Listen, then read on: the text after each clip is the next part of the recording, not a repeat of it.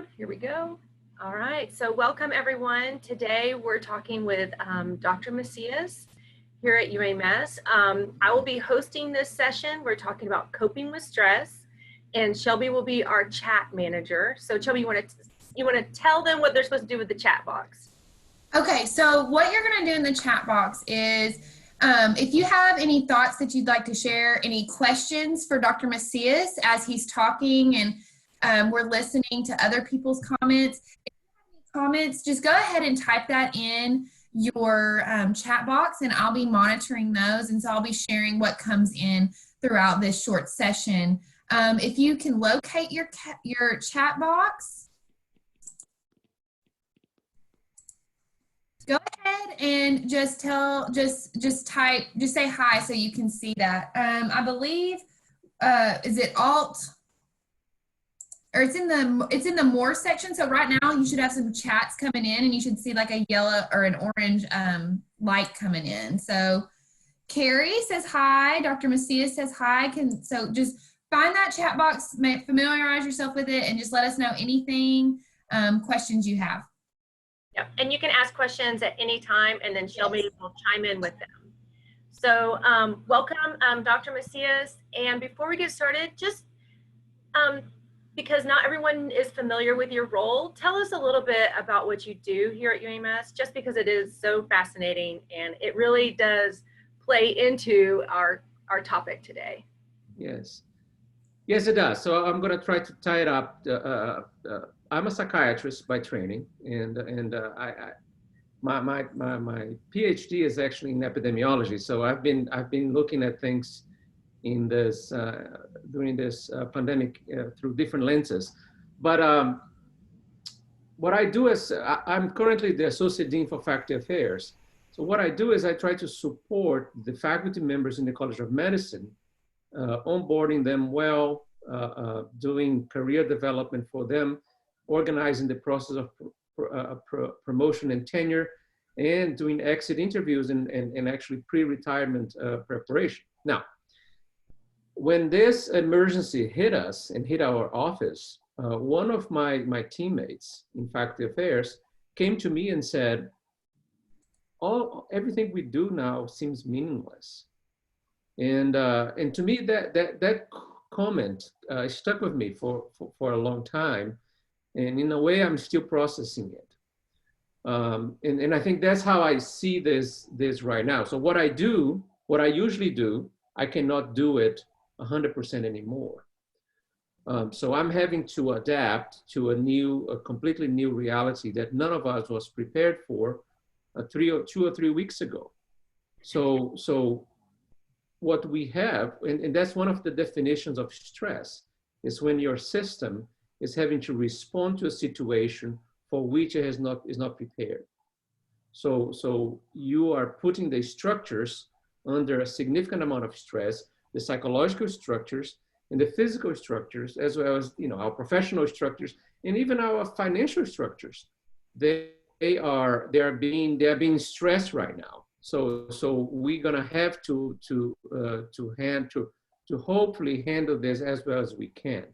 So given my background as a psychiatrist, I am trying to look at this and see what can we do in terms of help prevent some of the effects of stress that we are all under right now. All of us. My basic assumption is that you are under stress right now, which is not my basic assumption.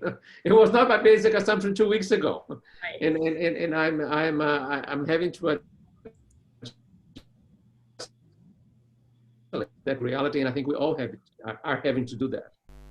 Yes, absolutely. And I think you bring up a very valuable point, and that is we aren't functioning as we normally do.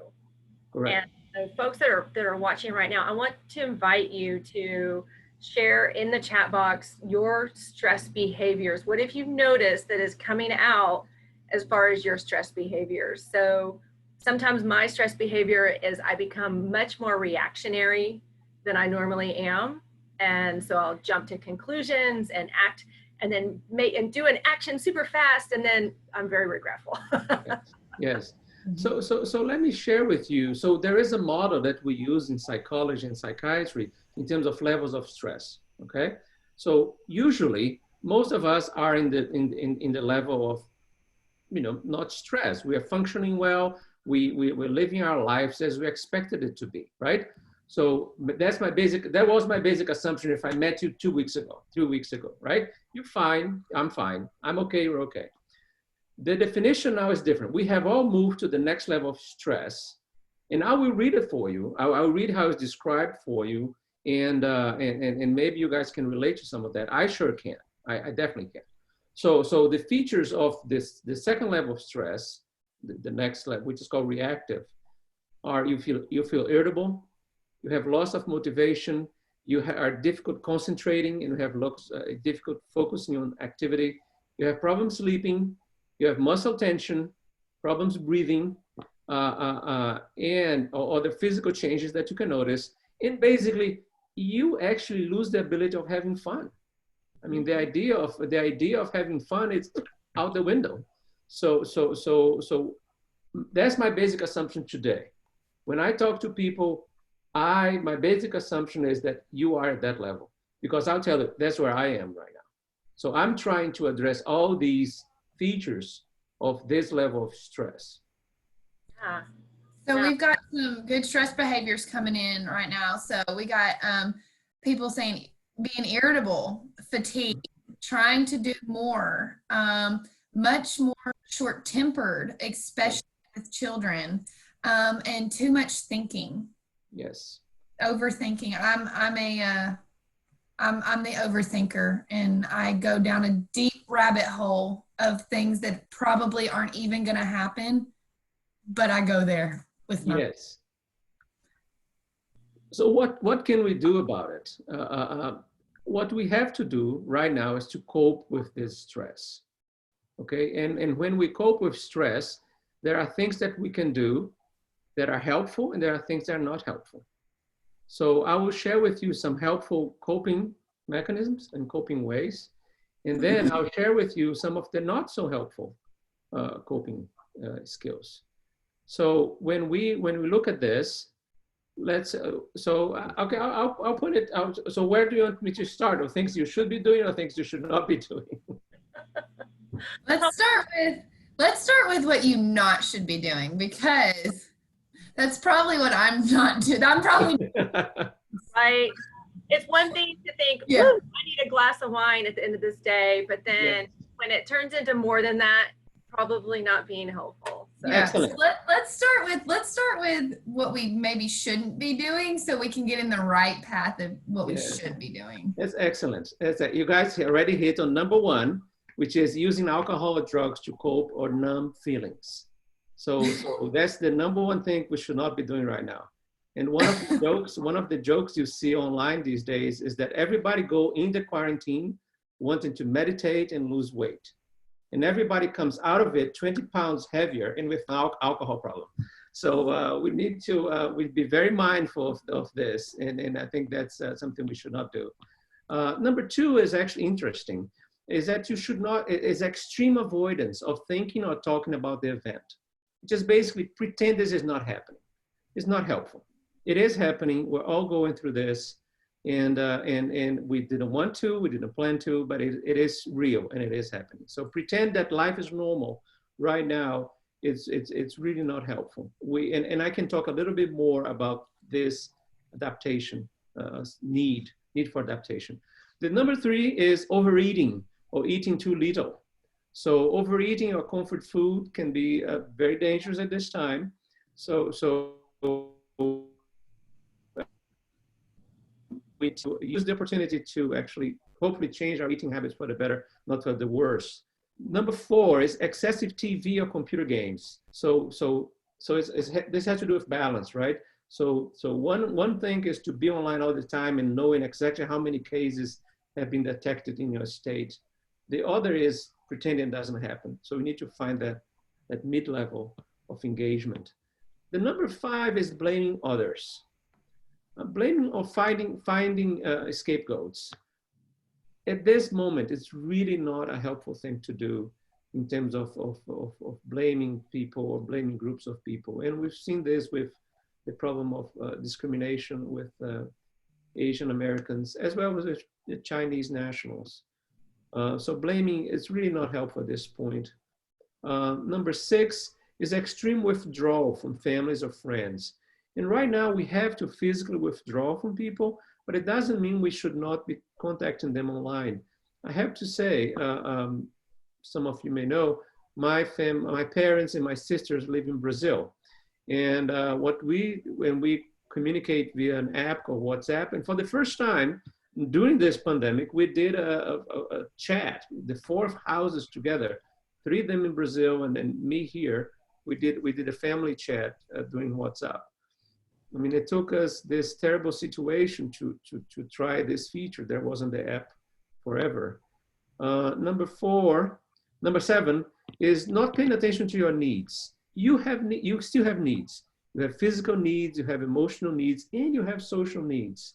So remember to pay attention to your needs and see how you can do them. And some of us we have a little bit more freedom than others. And then the 8th thing is doing risky things. And again, taking risk, right? So sometimes people will take risk during times of stress for excitement and to distract their mind. And that can be really damaging on the long term. So we should really try to avoid that. Number 9 is interesting, is avoiding pleasant activities. So sometimes people will punish themselves in terms of, well, some people are in the ICU, intubated, some people are dying. It's true. But you having fun had nothing to do with that, unless you are in the way of people getting care. So it's important that you take some time to do pleasant activities, things that you enjoy. So give yourself that permission right now, and don't try to be punishing yourself all the time. I would like to take a moment to refer back to Tim's lecture about working from home. And I think that's a very helpful lecture. If you guys haven't seen it, you should look at that video. It will be available in the same place this one is.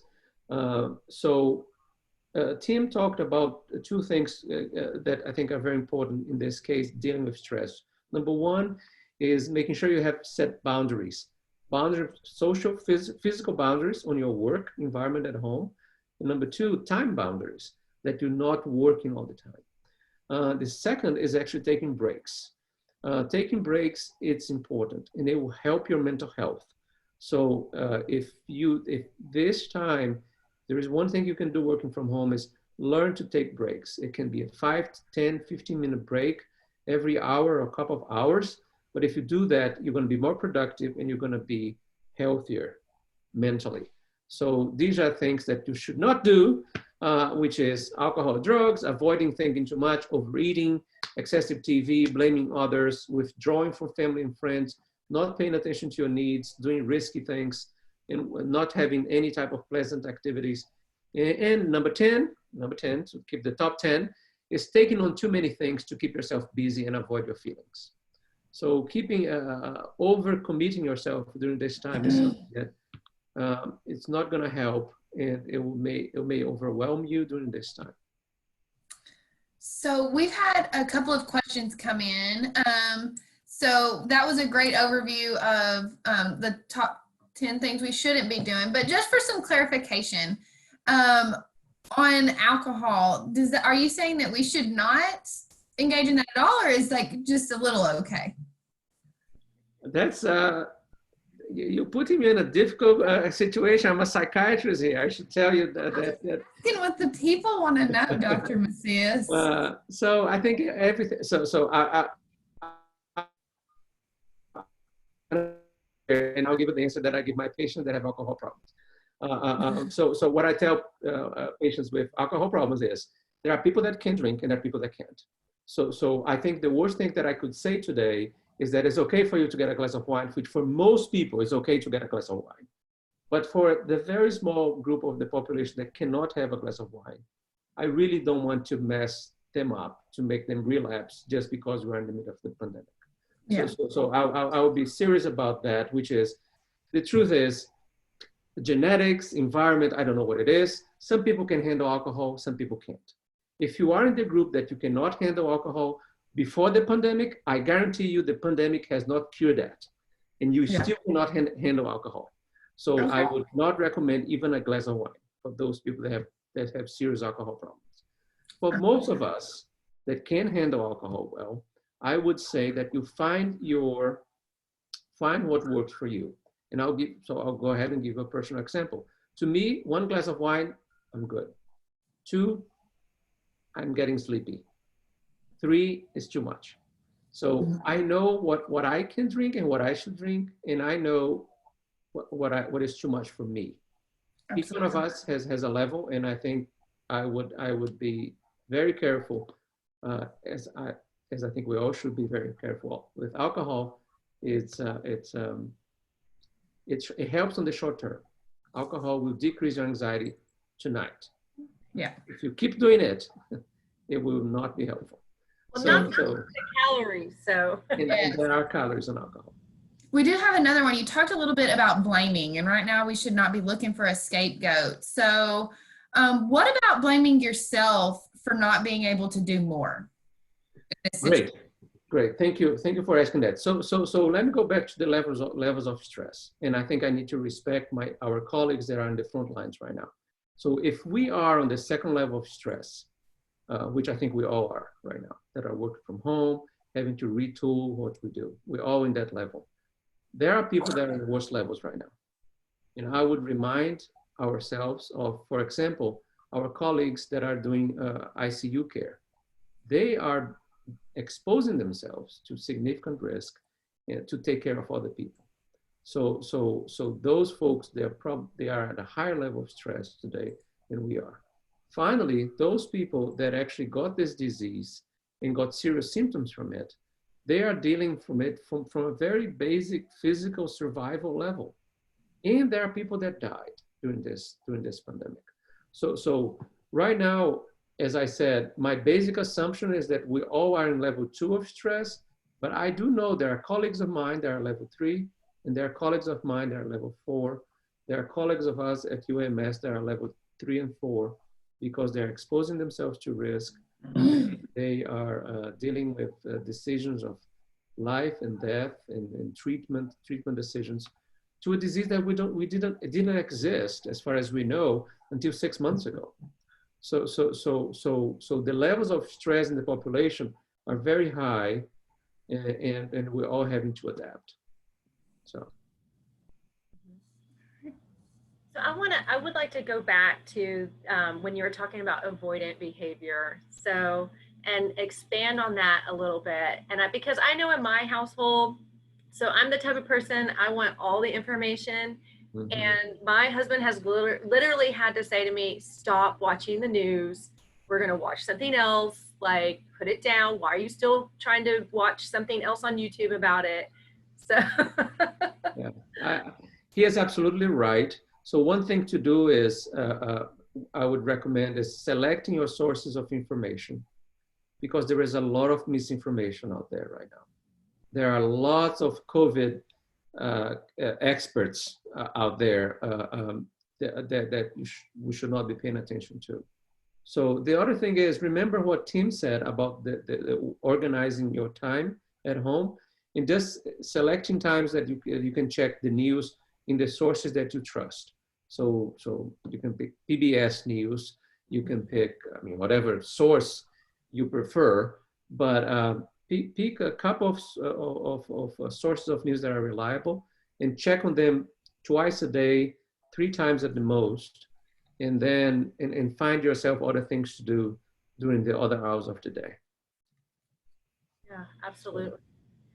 So what about, we talk a lot about being at home and then maybe, social distancing, but for folks that, we're obviously social distancing every time we go out, and when we still have to go in the office, or some of us are still in the office. Yeah. And we're working with, just like I consider my colleagues, my work family. What can I do for my work family when it comes to coping with stress? Okay, great. So I'm going to share with you some 8 what's called core actions of something called psychological first aid, because I think it's helpful for all these different levels of need. So I'll share, and then we can think about how to apply to different people. So when people talk about psychological first aid, the first thing to do is keep in contact and engaging with people. So you helped us deliver TED Talks a few months ago, which sounds like an eternity at the moment. A different universe then. We're so innocent and naive at the time. But those four, so in my TED Talk, I talk about 4 levels, 4 ways to get meaning in your life. And one of them was belonging. And you belong to this group of people. You belong to this organization. So engaging and keeping contact with friends, family, and colleagues is very important right now, more important than ever, that we keep a sense of belonging somewhere. If we isolate ourselves during this time, all the monsters will become bigger. And all the fears and anxieties will become harder to control. Because when we belong to a group of people, we have a sense of safety and a sense of meaning. So number one thing of psychological first aid is contact and engagement. Let's make sure we don't lose that contact. And right now, all we can do maybe Zoom meetings. Let's do Zoom meetings, and let's do FaceTime and phone and email. The number 2 is actually make sure people have safety and comfort. As much as possible. So we have had situations where you had faculty members, based on our job in faculty affairs, a faculty member that is a couple, so 2 physicians, and they, one of them got sick, actually had to be admitted, and they had small children, and we're very concerned that the second one probably was infected and could develop symptoms. So what would happen to those children if both parents get admitted? How can they get groceries if they know they are infected right now and they should stay at home and isolate themselves? So we created a system of delivering groceries for them if they need it. We have medical students volunteering to do babysitting. We have a system at UAMS to provide that type of care. And we discuss worst case scenarios. We get them admitted to a hospital, all of them, but we're not going to abandon people during this time. We're going to find ways to provide safety and comfort as much as possible. The number 3 things to do is stabilize people sometimes. Sometimes you're going to see people that are close to having what some people call a nervous breakdown or a panic attack or anxiety attack. So having a couple of tools to distract people, to remind them to take a breath and take a step back, and to learn to calm themselves, and you to help calm other people. It's something that we should all be practicing, because we may need to do some stabilization of folks in the weeks to come as we look at this surge of cases that are predicted. Number 4, it's information gathering about needs and concerns. What are the needs this person have, and what type of concerns my colleagues have? So we may have colleagues that have aging parents at home. So how can they help their elderly parents and make sure they don't get infected? So that's something that takes us to the next thing, which is practical assistance. Offer practical assistance. I mean, what can you do? I mean, as I said, one example was we found a way to provide groceries to these faculty members. So that's very practical, right? And so this is the type of psychological first aid that can help. Number 6 is connect with social support. So Dr. Ward this morning, and her video is probably available as well, she talked about the importance of social support and social contact. So it goes back to the idea of belonging. We use the tools we have to keep that connection. And I think we are learning more and more. A month ago, most of us didn't have Zoom in our computers, me included. Now we do. So that's something that we do. Information on coping. So now is my time to tell you what you should be doing instead of what you should not be doing. So I will tell you some coping mechanisms that I consider to be helpful. Okay. So what can you do to help cope during this time? What you should be doing. Number one, talking to another person for support or spending time with others. So we human beings are very social creatures. And one of number one sources of support that we have is each other. So spending time with each other is probably the one thing we should be doing right now. Engaging in positive activities, hobbies and readings. So positive distracting activities. So it may be time to finally get to read the Faulkner that you didn't read in high school. So if you are into that, you can definitely catch up with Faulkner. Number three is getting adequate rest and eating healthy meals. So getting rest is very important. One of the first things that is affected by people when they're stressed is sleep. And sleep is one thing that you can do to help your immune system. So let's see if we can keep our sleep schedule.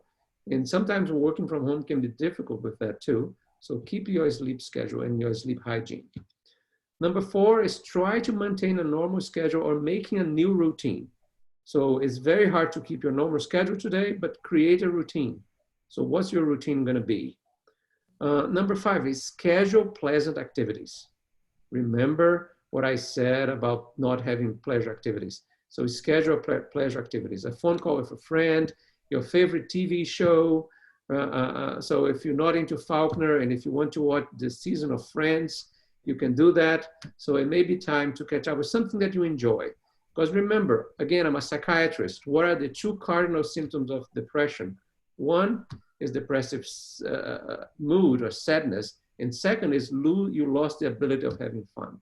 So it's very important to remember that. Number five is taking breaks, which Tim talked about, working from home. Taking breaks is very important. Number seven is interesting, is focusing on something practical that you can do right now to help with the situation. So I will give an example of this activity we're doing right now. So organizational development, you cannot do your normal things right now. We cannot be doing TED Talks at the moment. What can we do to help? And I think this video series is an example of what can we do on a practical level to be helpful in this situation. All of us are having to retool in one way or another what we do. Number eight is using relaxation methods. So I don't know how you do, but some people do breathing exercises. Some people do meditation. Some people do soothing music. Some people do self-talk. Some people do exercise. But relaxation for your mind and for your body, it's still very important. Number nine, participating in a support group. So we all are doing this now online, but we all have different ways to support each other. Exercising, physical exercise in moderation is important. Number 11, you keep a journal. So you may want to keep a journal because these type of events, fortunately, are rare events. And it may be helpful one day that you know, or maybe your grandchildren will know how you coped with the COVID-19 pandemic. So keeping that type of journal is important. Finally, I'd like to remind people to seek professional help if you are getting to the level of having psychological symptoms. So we have, as UAMS employees, we have access to employee assistance program. We have access to, students have access to student wellness, faculty and residents have access to faculty wellness and resident wellness. So we have a set of people that are available to help you. I will finalize with reminding people that one of the other helpful activities we're doing has been what's called supportive conversations. So right now you have access to a trained coach or a chaplain right now in our hotline that I should have the number with me and I don't, but one of you have that number and you can share with me right now. This is my signature line. So that's what I got to say. All right. So as we wrap up and we're getting close to, and we are basically at time, but you just shared a really wonderful resource that we're currently doing. what other resources before we leave today would you like to share with this group? So this morning, so if you look at Dr. Ward's video, she talked about some apps. So Headspace is one of them, that people that like mindfulness. It's free now for those involved in healthcare. There is one that's a psychologist friend recommended to me. It's called 10% Happier. That's the name. And I think they're running specials right now as well. And that app will help you with tasks, of kind of managing tasks in terms of positive psychology. So there are apps, of course, there are apps today, but your most important source of support will be each other. Your friends, your family, your colleagues at work. So reach out to them. Reach out to them. This is time for us to try to break this distance that we have to keep physically, to try to make sure we can do it online, and we're all going to learn how to do this better. Most definitely. This is our new normal for now. This is right? our new normal, yes. Yeah. All right, so as we come to a close, I want to remind everyone that was with us in the previous session and folks that weren't with us in the previous session that we will be having a diversity virtual meetup next week, and it's with Amber Booth McCoy. She has requested that we ask to get your questions, if you plan on attending this session, to go ahead and send your questions in early. That way it's, you don't feel pressured to ask them during the session. She realizes that this is a sensitive topic and sometimes people are uncomfortable asking their questions about diversity. So if you will send those in ahead of time, you will send them to Shelby. Wave your hand, Shelby Frey. So that's who you'll send them to, and we'll collect them and we'll get them to her. And this will be our format, just like in all the other sessions. And this is how we do it. All right, guys, thank you. Thank you so much, Dr. Messias, for taking the time. Thank you. Thank you for hosting this. Bye. Bye, everyone. Bye. Stop recording.